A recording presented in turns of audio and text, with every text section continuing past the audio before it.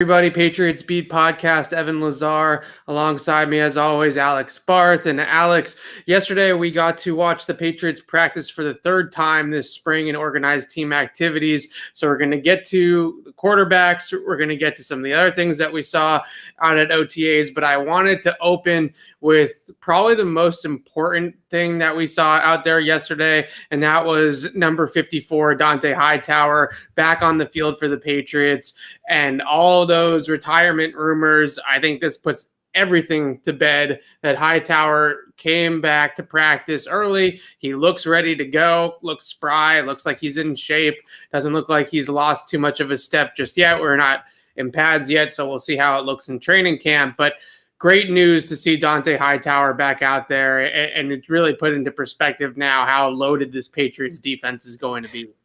Well, speak for yourself about the most important thing. I saw Joe Cardona hit a 46-yard field goal. That was pretty freaking cool. But yeah, Hightower being back, I mean, he's, we talk about how much they've upgraded the defensive front. And what I'm going to say kind of sounds like a no-brainer, but that group is exponentially better with Hightower on the field.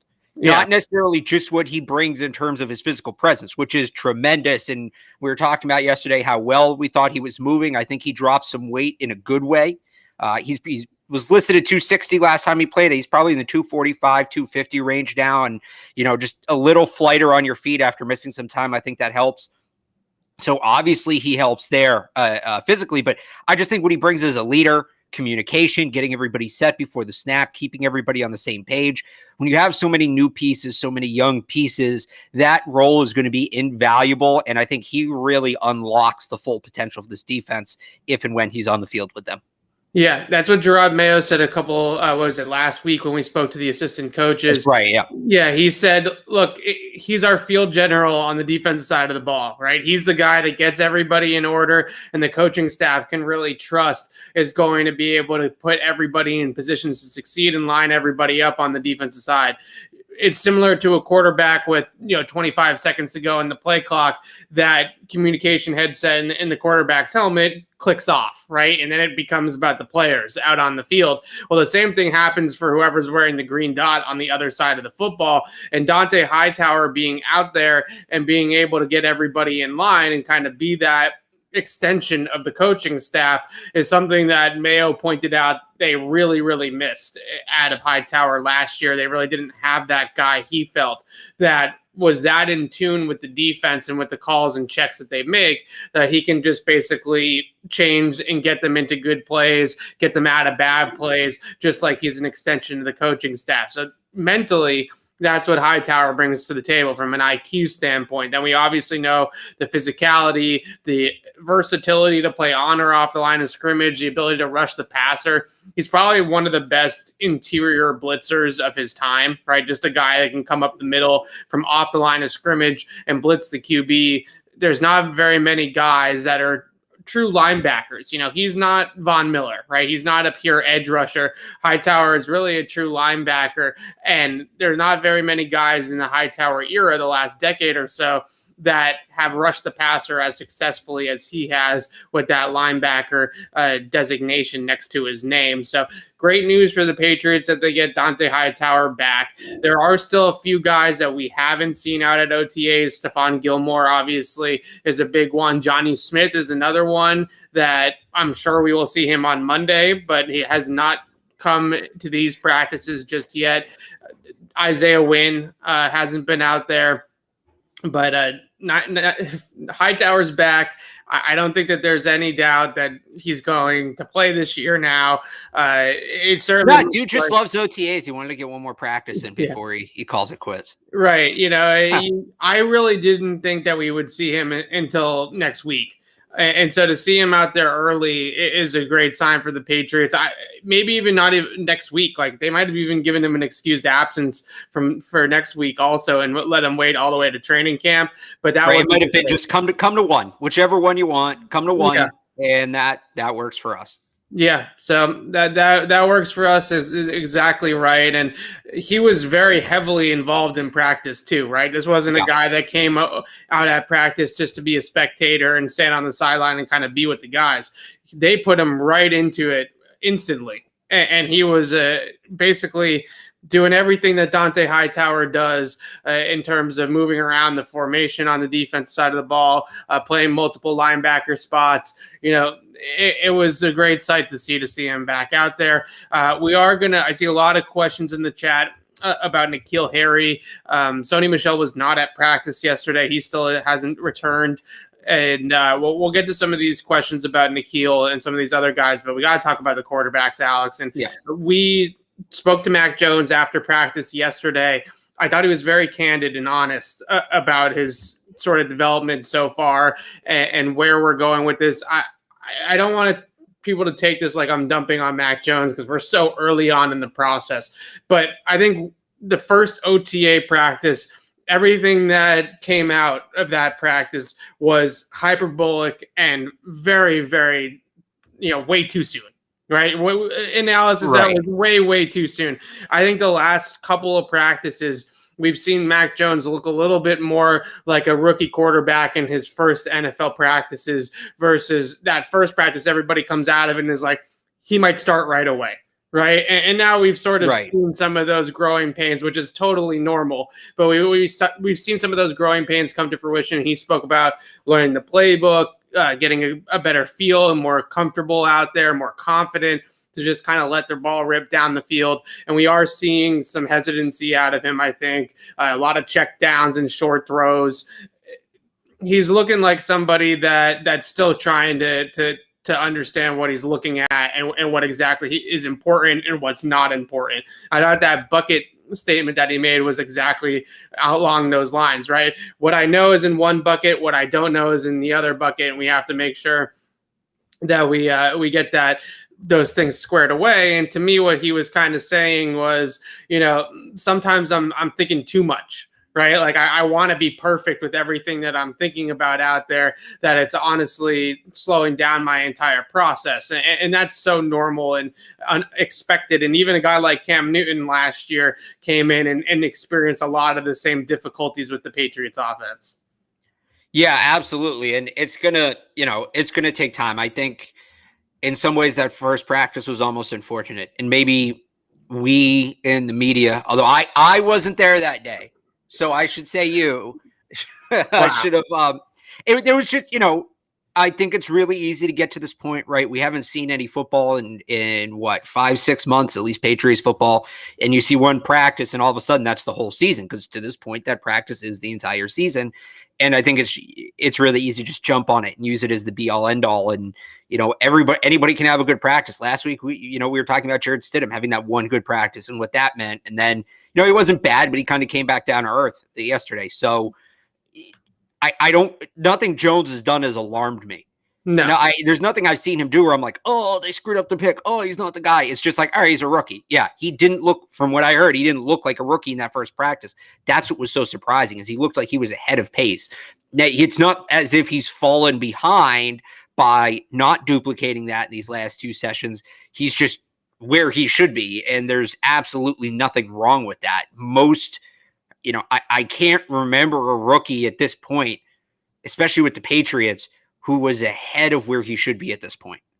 Yeah, I don't know what happened with that first practice, because we saw him throw, I think, 4 passes in 7-on-7s and 11-on-11s that entire practice. It was not a practice. Certainly the second practice that was open to the media, we saw a bunch more throws. We saw more throws yesterday. And I'm not really sure where we kind of jumped the gun on all of that, right? Like I don't know what it was out there that we saw that made everybody come out of that. It's exciting. Practice. No, I mean, it's exciting. He's the first quarterback they took in the first round since 1993. There's juice there, and you want to believe in it. Everybody wants to believe in him, and he gave them something to believe in. I totally get it. Yeah, I guess that's what it was. And look, now he looks like a guy that shows flashes of it, and that's what's optimistic to me. Right, is that there are instances, I tweeted out that play where they blitzed him up the middle and he beat it by throwing the slant to Kendrick Bourne and hit him in stride, and looked like Bourne would have ran for a while if the play was kind of live, if they were tackling to the ground and stuff like that. And those are the moments where you say, okay, that's Mac Jones, right? He threw a ton of those glance or slant routes at Alabama. He was really good at beating pressure at Alabama and getting the ball out quickly against the blitz. All of these things are what attracted the Patriots to him, knowing and recognizing the blitzes pre-snap, getting the ball out quickly processing the defense. But I thought the biggest quote from him yesterday that was extremely telling was that he said, sometimes I see everything and then I see nothing, right? And that's, I think, a lot to do with this Patriots offense is as the quarterback, and he said, there's a lot going on in my brain. Right. I have to look at so many different things from when we get to the line of scrimmage to the ball being snapped to what I'm processing post snap. And it does sort of get into that question to me. And we're so early to be having this conversation fully, but it does get into sort of a question to me of how complex this offense is.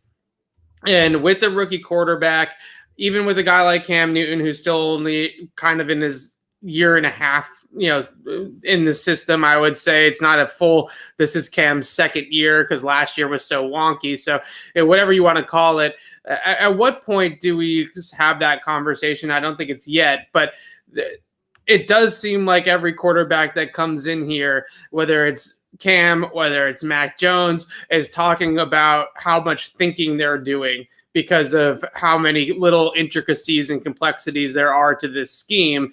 And you do wonder when we get the pads on, when we get into preseason games, when we get out into the regular season, if Mac Jones does eventually become the quarterback, is it simplified? Right? Does Josh McDaniels dumb it down for a rookie QB, or are they going to continue to just expect whoever is under center to pick it all up? Because right now it does feel like Cam said the same thing last year about how complex it is and how much his wheels were spinning and stuff like that. Now Mac's coming in and saying the same thing.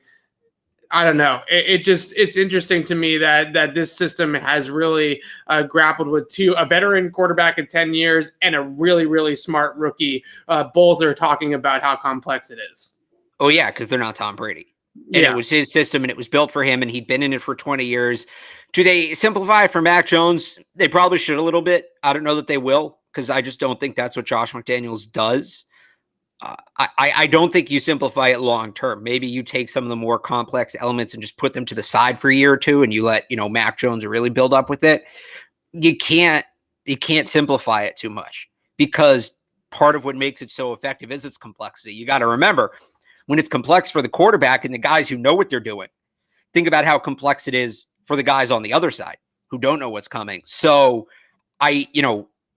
you're kind of handcuffing yourself if you do that. And I think that's where Josh McDaniels' pause kind of comes in is, the more you, and again, this, I guess, kind of, common sense, the more of the playbook you can run, the more effective it's going to be, the more complicated you can make it, the more effective it's going to be. They're not making it complicated just for laughs and look at the quarterbacks trying to figure it out. Like, that's not what this is. It's complicated for reasons. So I think they'd be hesitant to do it, but if it's the only way they're going to win ball games, I think they have to consider it. Yeah, that's sort of how I feel about it too. But again, nothing like you said. Mac Jones has not done anything at these practices that give us pause or make us concerned or worry us about the pick or worry us about his future. He hasn't come out like gangbusters in these last two sessions like he necessarily did in the first one. I think some of that hype does need to be quelled just a little bit, right? Just calm down just a tad and let's let him develop and let him go throughout this in the natural progression, because it hasn't been a situation where he's come out and lit the world on fire instantly necessarily, but he has also done nothing to concern us either. Let's talk about the other quarterbacks. Jarrett Stidham was the first quarterback into the huddle, right? He was basically taking first team reps yesterday at practice, and that was, I think, telling. But after what we saw last week, in the one open session, assuming that the rest of the week went like that, it kind of makes sense why Jarrett Stidham has sort of built up to that point where Cam's not there. So Stidham's the guy that comes to the line of scrimmage first in all the drills. But it wasn't quite as good of a day for Jarrett Stidham as it was that we saw last week. But what did you think about Stidham being the first guy out there when they did start team drills? Nothing, not at all. They've rotated the quarterbacks all 3 sections we've been there. I think they're just trying to give everybody a chance. Mac ran with the ones. He ran against the ones. Hoyer ran with the ones. I don't know. I don't remember if he ran against the ones. I think he did. I honestly put no stock into it. I think at this point, especially without Cam, they're just going to rotate everybody. It did feel like I know that's a disappointing answer, but that's what it was to me. It did feel a little bit like gamesmanship. Like last week when we're out there and Mac Jones is taking all these reps with starters, and the week before that he's QB2, right? Cam goes first and then Mac goes, and that's all we wrote about, right? Was just Mac Jones is already moving up the ladder. He's already moving up the depth chart. This week it was Jarrett Stidham first, and then sometimes it was Brian Hoyer second, right? And then Mac came in. Or then other times it was Jarrett Stidham, then Mac, then Hoyer. So they were kind of mixing it up, like you said, and everybody sort of got a little bit of a chance. I did think that Jarrett Stidham, based off of what we've seen from him so far in these 3 practices, is a little bit more confident than he has been in years past, a little bit more vocal. I think you can tell that he's has a little bit more of a swagger to him out there, isn't the quiet guy in the lack of kind of chip on his shoulder competitiveness. I think there is a little bit more fight to him this training camp, certainly than what we saw last year in camp during the pandemic, when he basically just rolled over and let Cam Newton take the job. There's a little bit more fight to him. There's a little bit more competitiveness to him to be like, look, I can still play and I still want to be here and I still want to make this, make this team and stick around. And you got to give him credit for that, right? And I'm going to say the same thing when we get to Brian Hoyer here in a second, who had a good day yesterday. You got to give them credit for, okay, Mac gets drafted in the first round. Cam's a former MVP, but we're still going to come out here and practice our butts off and put the best product out there on the field as we possibly can. And it does feel like Stidham, all those reports last year about how Stidham wasn't competitive enough for them behind the scenes. They didn't want to take the job from Cam Newton, didn't want to compete for the job with Cam Newton. It does seem like Stidham is a little bit different in terms of his personality and what he's putting out there in that respect. So 2 quick things on that. First off, with Hoyer, I think what we saw yesterday is part of the reason he's here. Mac and Stidham were mostly throwing underneath. They weren't really throwing the ball more than 10 yards down the field. I think Stidham did once. But then Brian Hoyer comes out and is just chucking bomb after bomb after bomb. I mean, 40, 50 yards downfield in 7s and 11s.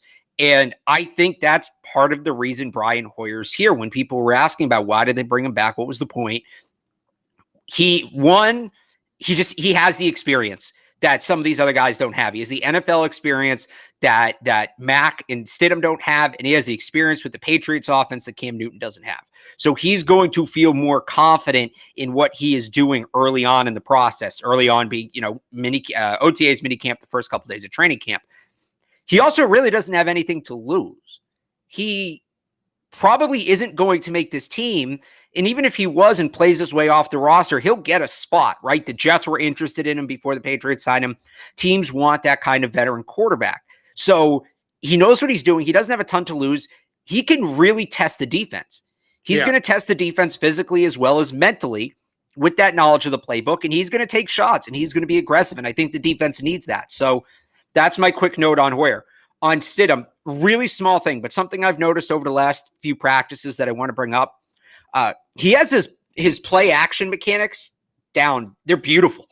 The way he gets the ball in and out of the chest quick and is still able to, he covers it with his body without losing sight of what's going on downfield. I know it sounds like a little thing. It is kind of a little thing, but the details are important, especially at that position, especially when you're competing for reps. And this is going to be a play action heavy team this year. So if it's something he's good at and he wants to play, that's something that's going to help him. So again, really small observation, but the details matter. And that play action is going to be helpful this year. And Stidham seems to totally have that down. It definitely looks like something he worked on. It's funny because Stidham looks great in shorts. He looks great in shorts. And we talk about this and it's like, it's so stupid, but he looks great in shorts in the respect that he throws a great ball. He's got zip on it. He can do all the fakes in the backfield, like you said, play action, end arounds, all this kind of stuff. And you look at all these types of things and you see in June and sometimes even in training camp, he looks really, really good. And then for some reason, the consistency just isn't there. And especially once he's facing a live pass rush, I think he gets a little bit prone to being shaky under pressure at times. And that's a young quarterback thing in general for the most part. But those are the things that I always saw with Stidham. Once it was true live action, the consistency is not there, and maybe some poise under pressure is a concern as well. But when we're out here in June and he's throwing in OTAs and we're doing 7-on-7s or 11-on-11s where the O-line and D-line have no pads on and they're not true live reps, and from a pass rush standpoint, Stidham can look really good. He looks like an NFL quarterback. He's got the arm, he's got the size, he's got all those types of things. And there's something to be said for that, but there's also a lot more to be said about what happens when it's truly live situations, right? And when the pads are on, when you're in a preseason game, when you're in an NFL regular season game, those things are much, much more important than what we're seeing in June.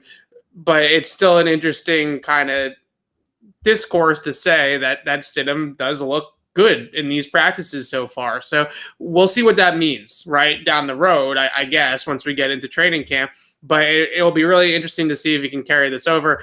Brian Hoyer, minute or two here. I still don't feel like there's any chance he actually starts games this year for the Patriots. And if he does, that's a concern.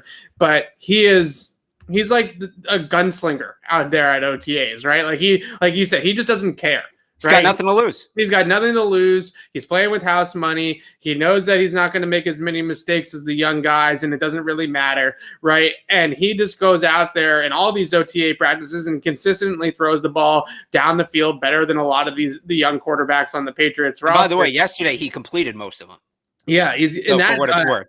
The deep post to Isaiah Zuber was nice, and we can talk to Zuber about Zuber in a second here as well, and some of the other offensive standouts. But I really thought that the one was the best was in 7-on-7s when he threw that crossing route to Kendrick Bourne over D'Angelo Ross, because that's a Patriot throw, right? Like that route, the over route is such a Patriot staple. They use that route all the time, and to see him throw it over D'Angelo Ross, drop it in the bucket to Kendrick Bourne on the sideline was nice, and then that rocket up the seam to Devin Asiasi, that had some heat on it. I thought that was his best throw. Yeah, you don't necessarily expect that from Brian Hoyer. Him and Asiasi, actually, there's a little chemistry there. They had a couple of connections. So for whatever that's worth. Who knows, right? And he knows the playbook extremely well, like you said. He just comes out of here, though, in these OTA practices, and you can just tell that he just does not give a bleep, right? He's just going to let it rip. In a good way. Yeah, exactly. He's just going to let it rip, and he's just going to throw the football down the field. Whereas with Mac, who's a rookie, obviously still getting used to a whole lot of things, and Jarrett Stidham, at times, if it's not a wide open window for them to throw the football down the field, or if a receiver on the outside isn't stacking the defensive back or behind the defensive back to make it an easy decision to throw deep, it's not really there for them to pull that trigger and they check it down or they throw it to somebody underneath and they move on to the next play. With Brian Hoyer, it's let's sling it. Let's go out there and let's empty the barrel. And there's look, good for him, right? Like good for him that he goes out there and competes anyway, even though there isn't a ton, I would say, of chances for Brian Hoyer. It's great to see that he still has that competitiveness and that drive. I do think it pushes the other QBs on the roster. All right, that's enough quarterback talk, I guess. What is another offensive standout? Anybody else that you want to talk to? I know we got a lot of questions early on in the chat about N'Keal Harry, so we can touch on him in a second. But who was somebody that stood out to you on the offensive side of the ball yesterday? I'll go with Kendrick Bourne. I thought, so non X and O's observation first. I thought, without Cam, Kendrick Bourne was the one that seemed like bringing the energy, and he's not quite Cam with that, but he seemed to be lighting up everybody around him. He was having a good time. He was making sure everybody else had a good time. And you need that. You need somebody to keep it light, keep it fun. It is a game. So, I mean, he seems like somebody who genuinely enjoys being here and players genuinely enjoy playing with. And that's, I always like to point that out because people just assume every football player is like that. They're not. So, and also, me pointing that out, sometimes people will say, oh, he's a glue guy, as kind of a way to sidestep that he's not really, contributing as a player. I think they found something in him. He looks good. He's not the most explosive receiver, right? He's not going to, to compare it to Madden, he's not going to be 90s across the board in his attributes, but he's very technically sound. He has good hands. He's a strong hands catcher, which means he can catch the ball right away from his body, doesn't need to corral it in. Those are the guys that succeed here. The Brandon LaFells, the Malcolm Mitchells, the guys who can get into a cut, get out of a cut, and catch the ball away from their body. Those are the guys who work the best in this offense. He seems like he can do that. So I don't think, I'm not saying he's going to be 100 reception guy, 1,000-yard reception, 1,000 yards guy. I don't know about that, but he looks like a guy who's going to contribute and is going to be a factor here. So yeah, excited for him. Yeah, good body control, really strong hands. That throw that I mentioned from Hoyer coming across the middle, he extended and was able to pluck the ball on a throw that was accurate from where the defender was, but was definitely forced Kendrick Bourne to stretch out and catch the football, toe tap the sideline. Really just technically savvy player that has consistent hands, reliable hands, very strong hands as well at the catch point. Does all those types of things from a Patriots standpoint that, like you said, guys have really succeeded with that skill set in years past. The other wide receiver that I think consistently stands out at these practices, and I want to point it out because I feel like he kind of gets forgotten about a little bit, is Jacoby Myers. Jacoby Myers to me looks like he's even better than he was last year. The year 3 jump is real. Yeah. Let's see what he looks like when training camp comes around. But for right now, he looks filled out. I think he's put on some muscle and his body's starting to fill out a little bit. When you look at him next to Bourne is definitely skinnier than Jacoby Myers is at this point, right? And Jacoby Myers is one of the bigger Pats receivers. He still is smooth as ever, really quick, gets in and out of those breaks. I mean, he looks like a guy that, yeah, they signed Nelson Aguilar. Yeah, they signed Kendrick Bourne, but I'm still here, and I think Jacoby Myers is going to demand a lot of targets in this offense still, even though those other guys are here. It's really great to see his just kind of development as a player from his rookie season, his rookie training camp, to where he is now, where he is a pro top 3 talent in terms of, being in that top 3 in the depth chart at the wide receiver position. He is a true, very, very good wideout. So I'm excited to see that year. We saw it last year.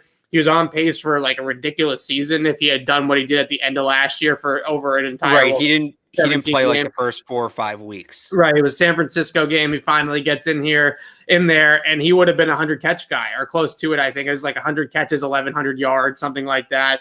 And that was extremely impressive from what he did last year. He's come into camp. He looks jacked up. He looks ready to go. I'm really excited to see what he's able to do. Zuber has looked good too. There's no doubt about that. He's fast. He's somebody that can accelerate and get over the top of the defense. We saw that deep post from Hoyer yesterday where he got inside the deep safety and was able to outrun some people. That's impressive. He can return kicks, which I think is obviously, if you're going to be the 5th or 6th receiver to make the team, being able to return kicks, being able to take end arounds and jet sweeps and things like that on offense as a ball carrier, those obviously help you a whole lot to make the team if you're somebody like Isaiah Zuber. So if the Patriots want to keep that speed receiver on the roster, and I don't know that they do, I don't know that there's room, but if they want to have, I guess this year's Damiere Byrd, right? That's going to be an interesting competition because you have Isaiah Zuber, who brings you some of that trick play potential, the kick returning, and 2 other new guys who I think have had very strong OTAs, one being Trey Nixon. He was a little slow to start because of the injury, but he looks like a guy who's starting to figure things out.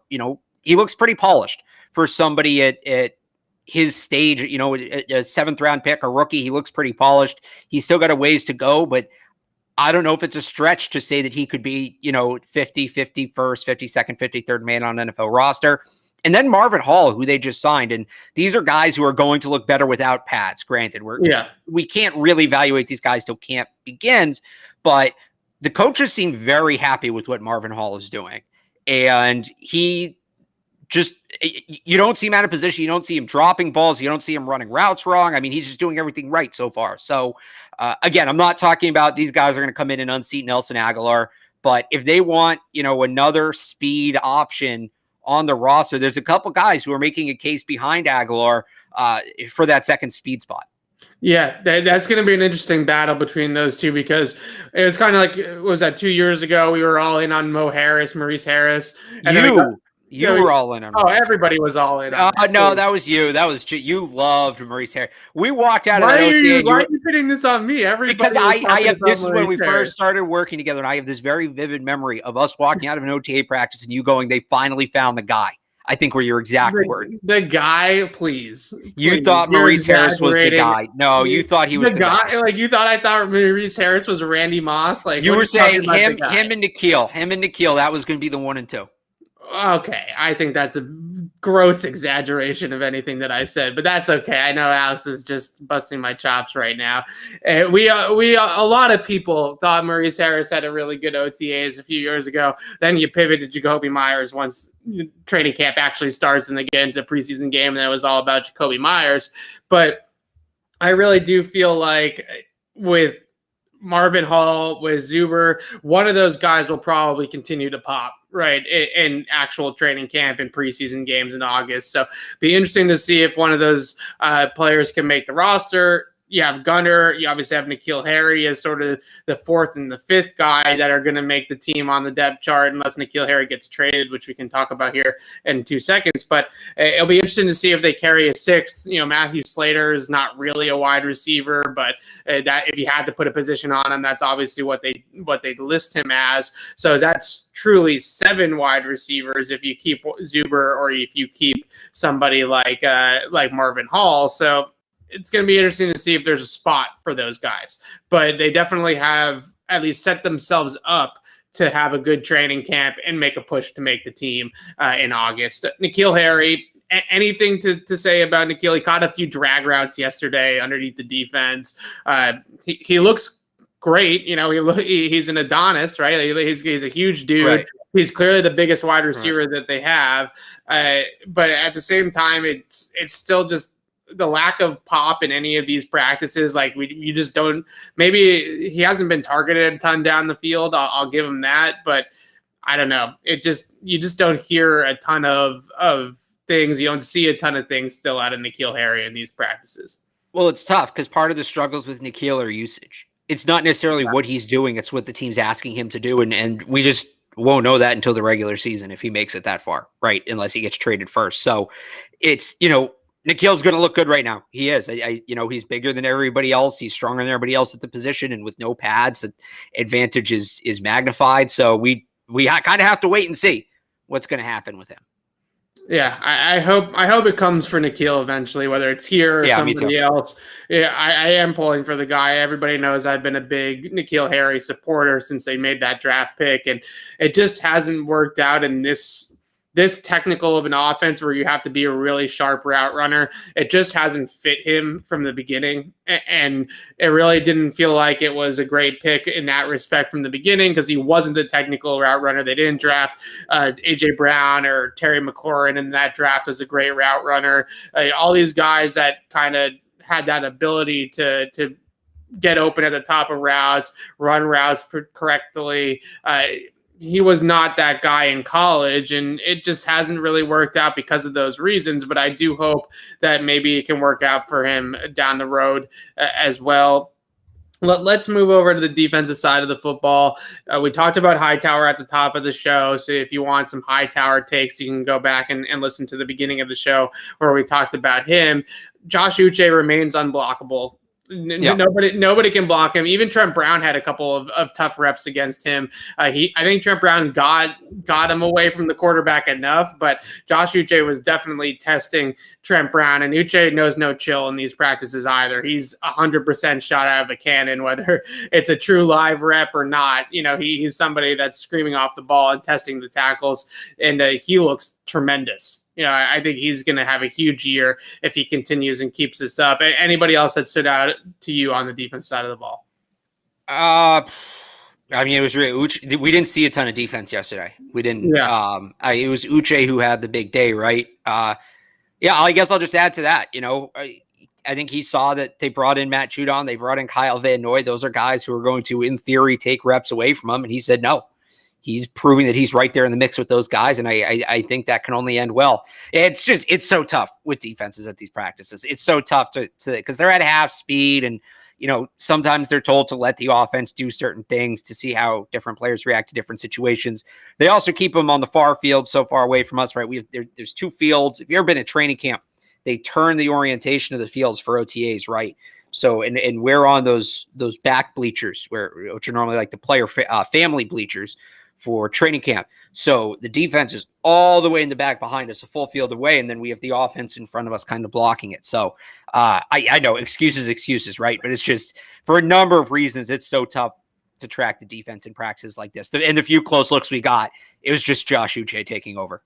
Yeah, Josh Uche has lived in the Patriots backfield through 3 OTAs that we have seen. I'm sure it's like that for the rest of the OTA practices when they are out there as well. It is difficult. I see some questions about guys like Christian Barmore and stuff like that. The other thing that's really challenging is interior defensive line play and offensive line play and non-padded practices. It's really not the same. Like this really isn't football in that respect. So it's kind of hard to judge. These are passing camps, right? This is about the receivers, the quarterbacks, the DBs, those guys primarily.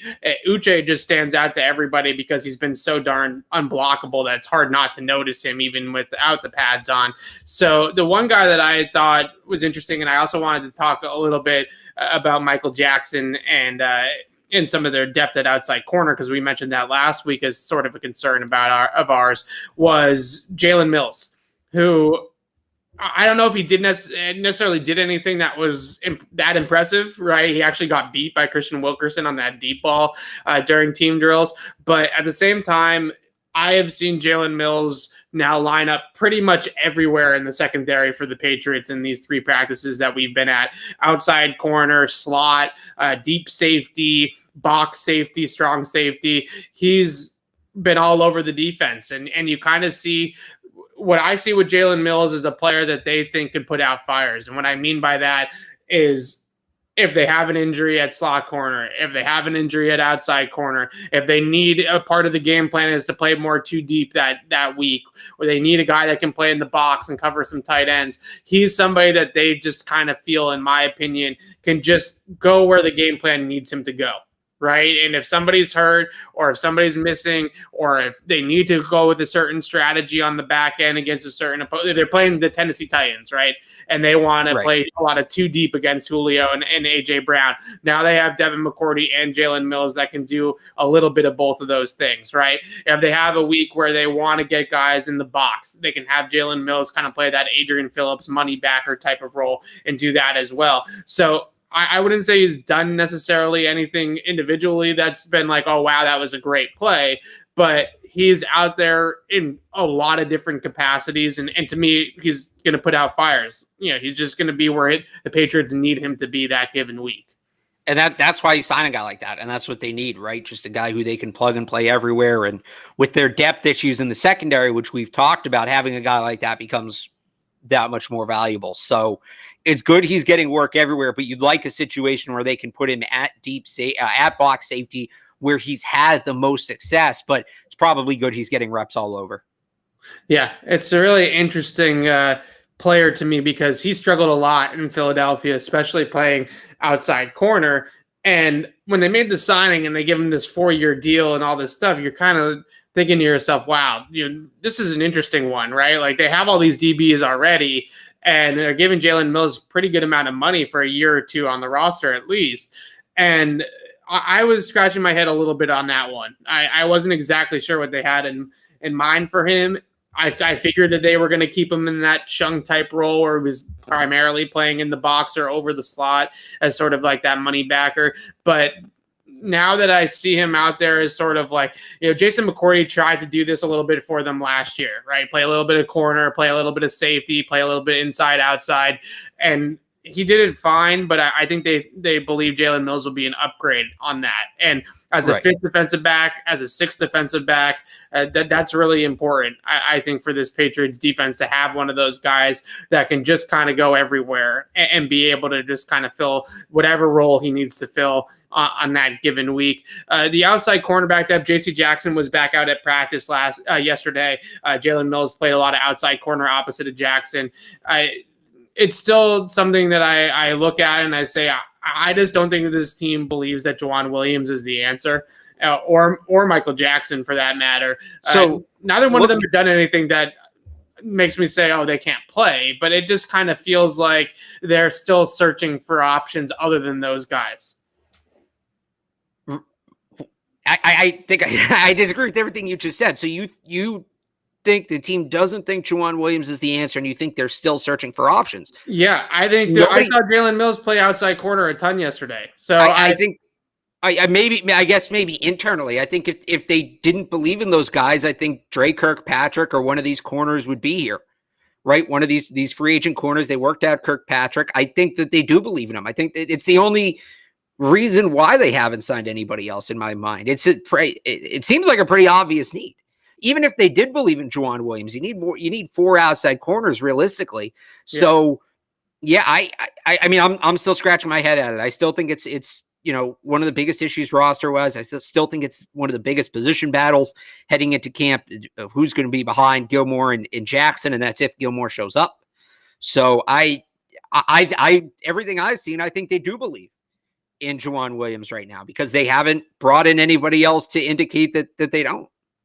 I guess that's fair.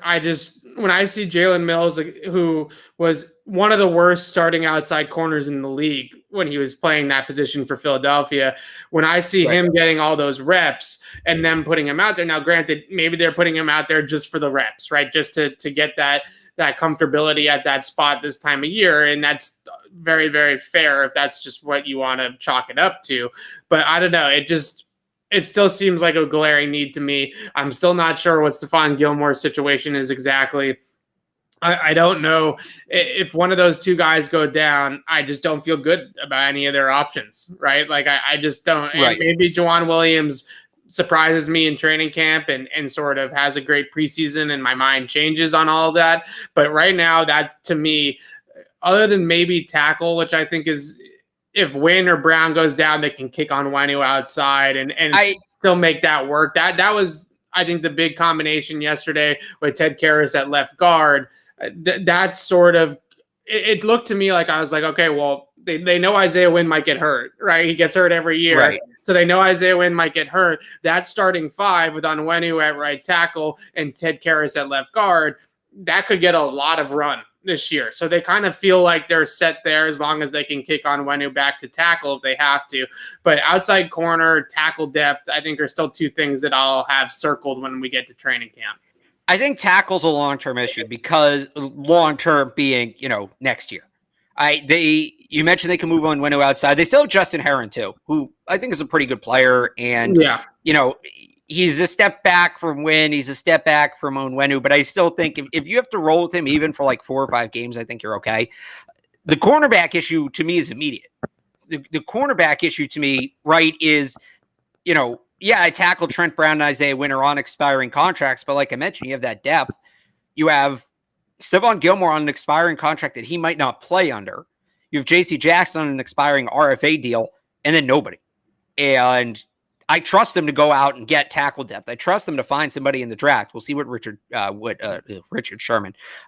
Sherman turns into, and they can draft and turn these guys around. They've done it. Corner, I don't want to say they haven't done it because Malcolm Butler, J.C. Jackson, they've done it with the undrafted guys, but that's a bigger issue both immediately and long term to me is at corner. I'm not dismissing tackle, but yeah. Yeah, I see a lot of Richard Sherman in the chat. I still don't think Richard Sherman's the answer here. Not at least. I wouldn't hate them bringing him in, but I don't think he answers the question we're talking about. I don't hate them bringing him in. I never hate them bringing in a guy with that kind of pedigree. Why not? Right. I think he comes. I've said it before. I think he comes here and essentially plays safety.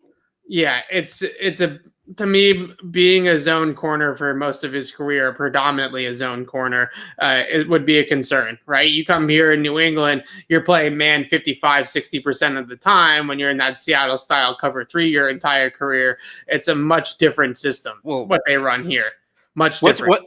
What's a zone? What's a zone corner if not a deep safety that plays very close to the line, right? That's fair. It's just when you play in that Seattle system your whole career, it not only is it a predominantly zone system, cover 3 zone for the most part, with some quarters mixed in there, it's also just very simple, right? Seattle, the Legion of Boom, what made them so dominant and what was so surprising about how they were so dominant from a schematic standpoint was they ran like 3 different coverages the entire game. Right? Like it wasn't like they were the Patriots where they're running through all these different types of coverage rotations, and one snap it's man, one snap it's pattern match, one snap, they're rotating and rotating over the top of a receiver one direction, and it's all these different calls and all these different checks. The Patriots play tons of different coverages, right? Like they play 8, 9, 10 different coverages in a given game. In Seattle, we're going to play cover 3. Some of it was match, some of it was spot drop. We're going to play cover 3, and we're just going to be so dominant in that coverage that it's not going to make a difference, right? You're not going to be able to beat us because we have better players than you. Here in New England, there's a whole lot more man coverage and a whole lot more scheming. So it's just a completely different system than what Richard Sherman is used to. And that would be something that I would definitely be a little concerned about if he came in here. I think maybe he still has something left in the tank, but just in terms of the transition, it would be a lot, I think, for him at this stage of his career. Right. I think he has something left, but you have to tailor what he's doing specifically to his skill set. And that's why I don't think he's an answer for the outside corner, because the way the Patriots use those guys is go out there and do what you got to do to win the matchup. And I just don't know that Sherman's he was that guy at one point. I don't know that he's that guy anymore. Okay, so mandatory mini camp next week, Alex, starting on Monday. It carries through Monday through Wednesday and next week. There's certainly some guys that haven't been out there at OTAs that'll be interesting to see what they look like, if they're even there. Does Stephon Gilmore report to mandatory OTAs or mandatory mini camp, or is he holding out, or whatever you want to call it? Jonnu Smith still hasn't been here. Isaiah Wynn still hasn't been here. What are you looking forward to the most at minicamp, though? And maybe it's one of those guys, showing up and showing us what they got. Yeah, Gilmore and what we just talked about, the whole corner situation. The reps are going to get, the heat's going to get turned up a little bit on some of these reps. It's going to get a little more competitive. They're not putting pads on yet, but I still, the quarterbacks, obviously, but after that, I think the way this cornerback situation is going to shake out, what Jawan Williams looks like, that's something I'm really excited to kind of sink my teeth into, see what happens. I'm excited to see Jonnu. I'm just excited to see Hunter Henry and Jonnu Smith together. Well, we'll see if we see Hunter Henry now, because he tweaked his ankle. That's true. I guess they might switch places, right? And Hunter Henry might not be out there, and Jonnu Smith might be out there. But we have seen, even if it's like a guy like Matt Lacoste or Devin Asiasi, we have seen them play with 2 tight ends on the field in some of these practices already with Hunter Henry, just to sort of get Hunter Henry and the rest of the offense used to playing out of 12 personnel, is my guess. It's an easy guess. So it will be fun to see if Hunter Henry is healthy enough to participate, that the 2 of them out there together. They're not going to be scheming. They're not going to be game planning. I get that. But just seeing those 2 guys out there, and hopefully next week at mini camp, assuming that Henry is healthy once again, we finally see Aguilar, Henry, Jonnu Smith, and Myers are born out there, right? Like we see like the 12 personnel package that we're assuming is going to be week 1 against Miami. These are the 5 guys that they roll out there on 3rd and 6, right? Like, that's what I'm hoping, is we can finally see that group together, see how it all looks. And then also, see how the quarterbacks, Jarrett Stidham and Mac Jones, obviously being the two most important ones, see how those quarterbacks look when they finally have their full contingent and they finally have all these weapons that they added in free agency. Who looks better with those guys and how does that all come together, I think is really going to be a lot of fun to see out there at minicamp. So I hope that Hunter Henry, that was reported on by Rap Sheet as just a scare with Hunter Henry and a little rolled up on his ankle or something like that.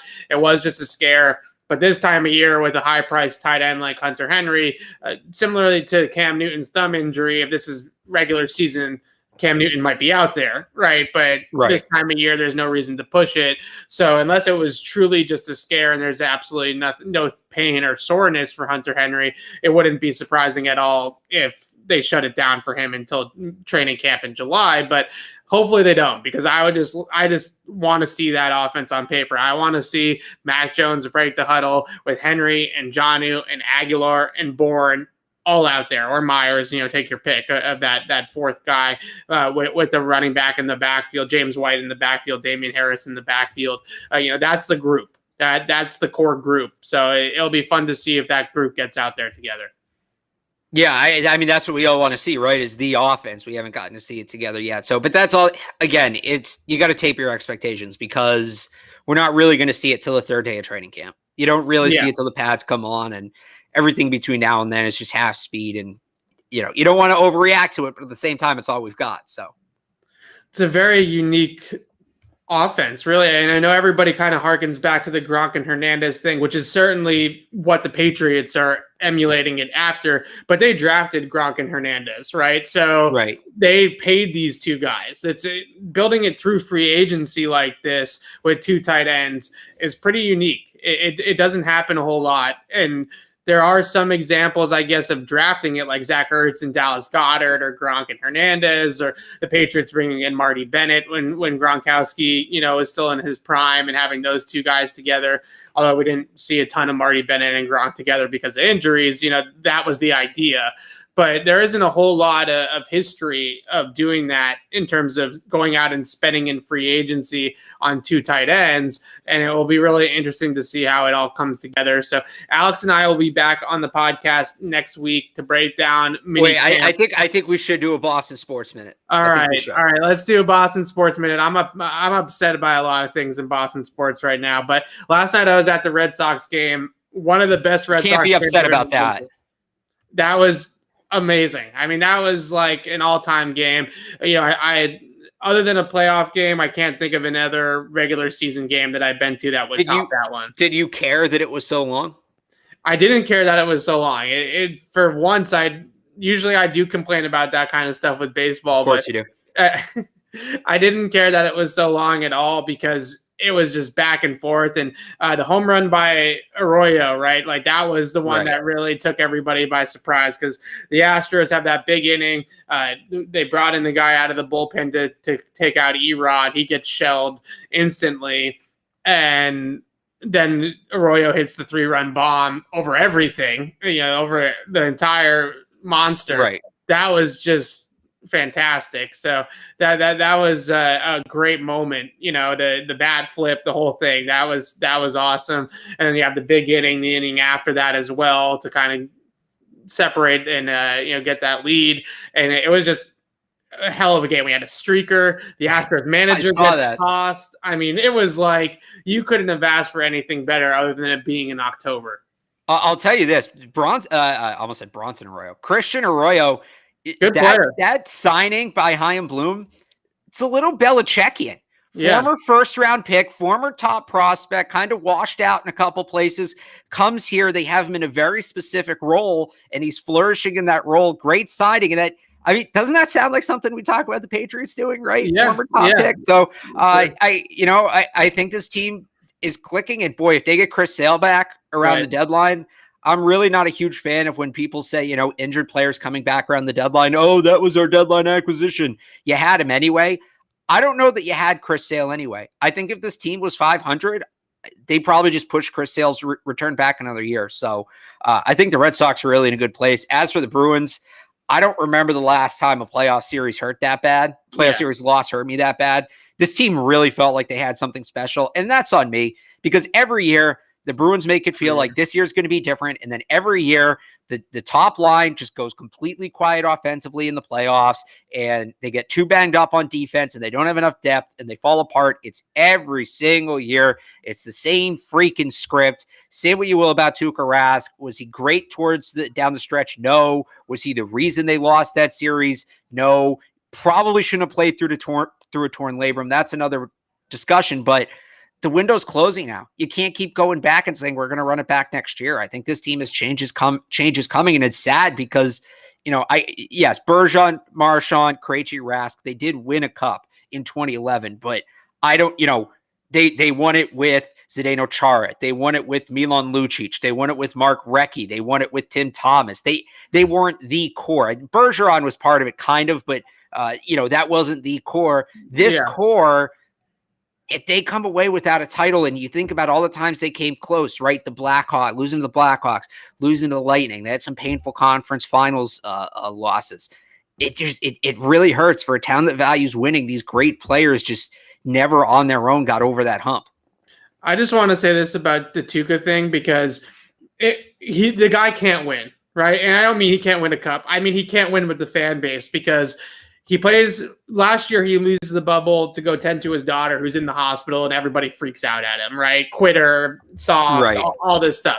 This year, he plays through a torn labrum, clearly wasn't himself, doesn't play up to his standard, and it's, why did you play injured, right? And it's like, which one do you want? Do you want him to be tough and play through an injury, or do you want to call him soft and have him? Because if he taps out of that series against the Islanders and claims that he's injured, the narrative would have been he's too soft, right? He doesn't want to be out there. He doesn't want to tough through it. Same as last year when he left the bubble.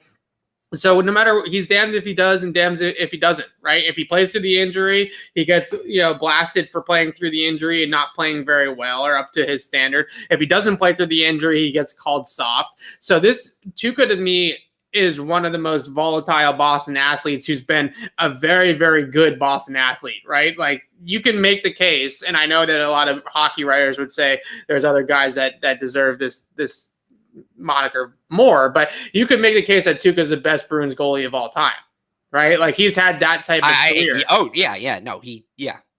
And yet he's going to go down, I think, in a lot of fans' minds as very, very, like, almost like a Peyton Manning, right? Like a very, very good regular season goalie, didn't have it in the playoffs, right? And that's going to sort of be the mantra on him. I feel bad for the guy, because he can't win with the fan base, with a lot of fans, right? When he plays through the injury, he shouldn't have played because he was compromised. When he doesn't play through the injury, he's soft. So, like, which one do you want, right?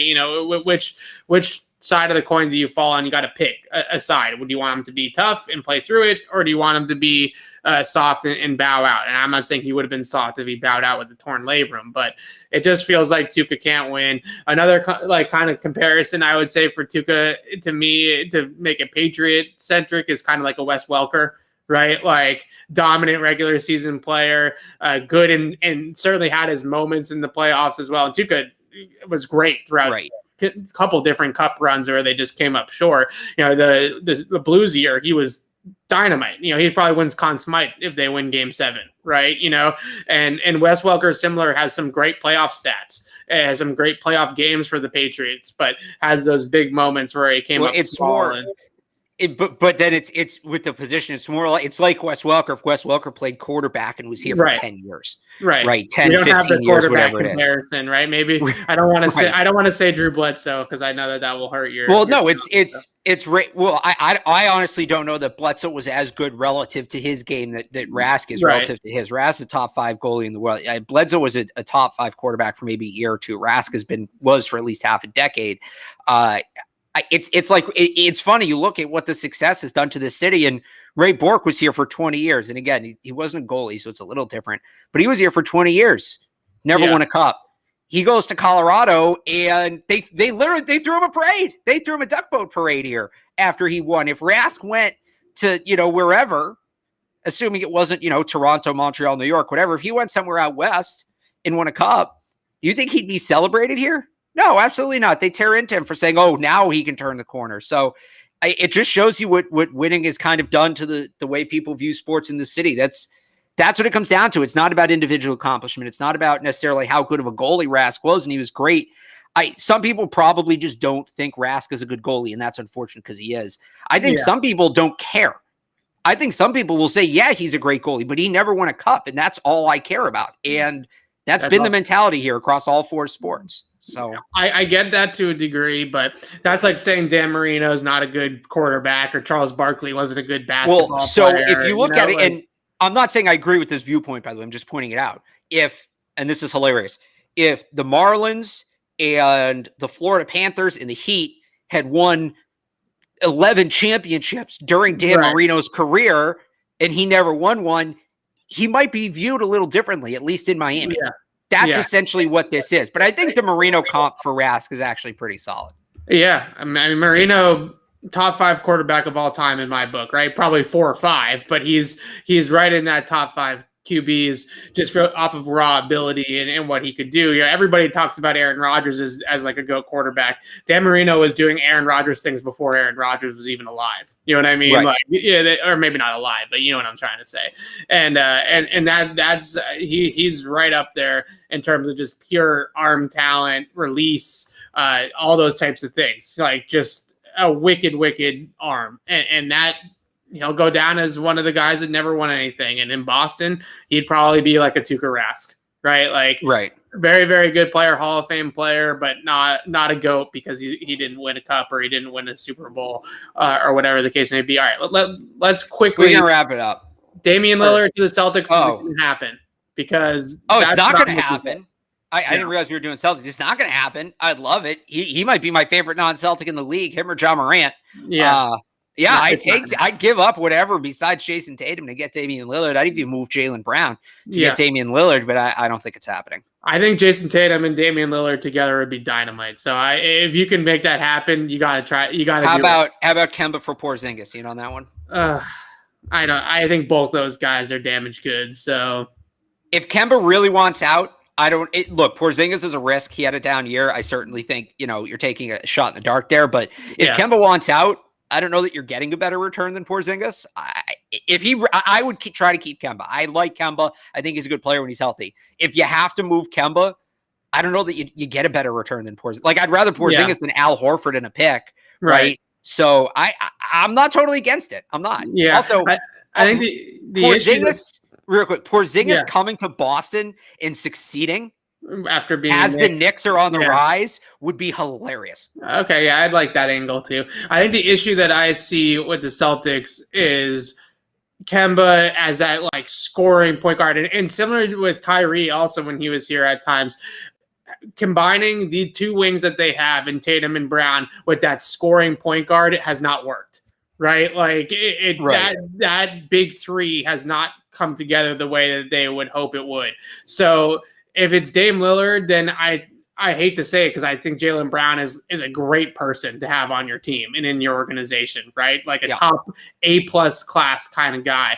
But if you're going to make a move like for Damian Lillard, I do think it has to be Jaylen because I'm not sure, as great as it would look on paper, it's similar to what they have with Kyrie, Jaylen and Tatum. Like, I don't know if that meshes. Like there's only one ball, right? I don't know that you can get Damian Lillard without giving up Jaylen Brown. Right, that's fair too. Like I just, unless you give up Jason Tatum, which I wouldn't do. So you have to move one of those guys if you want Damian Lillard. If you want a point guard that's going to be a 30+ scorer like that, I know that the Nets have made it work with their 3 guys, but I don't know. It feels to me like the Celtics have not been able to make it work with the Kyries, with the Kembas, and with Jaylen and Jason. It just doesn't seem like that meshes with the wings, with the scoring point guard. All right, that's our Boston sports couple of minutes. We always like to do that at the end of the show.